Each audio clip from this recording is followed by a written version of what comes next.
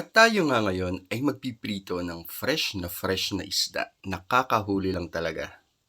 Kaya ito, punta na tayo sa dagat. Ito na yung handa ko na pamingwit. Ayan. Pamingwit na tayo. Maghintay lang tayo ilang minuto. Ayan, wala pa rin. Hanggang sa may kumubit na. Ayan. Feeling ko may huli na. Ayan, may huli na nga ako dito. Ito yung unang huli ko.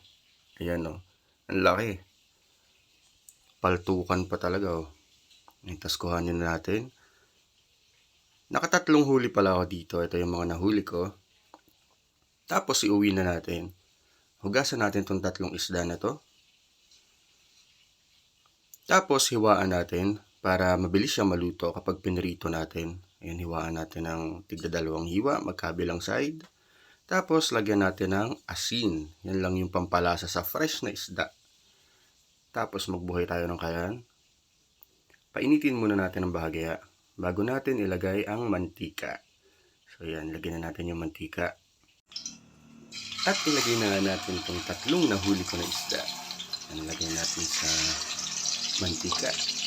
Tapos ilagay natin lahat yung nahuli natin isda. Tapos balik-balik ta rin natin. Medyo crispy na to. Kaya napakasarap ng ating fresh na isda. Ayan, luto na. Bago tayo kumain, gawa muna tayo ng masarap na sausawan. Naganda na ako dito ng kamatis, sibuyas, at saka kalamansi. Pigain muna natin yung kalamansi. Katapos nito, maglagay na tayo ng toyo. At ito yung nagpapasarap talaga. Hindi na ako naglagay ng pampaanghang. Tapos yan, okay na. Kain na tayo. Ang sarap ng kain ko dito. Tapos, saktong-sakto pa yung sausawan niya. Fresh na fresh talaga yung isda kung makikita nyo. Yan, sausaw natin. Tapos kanin.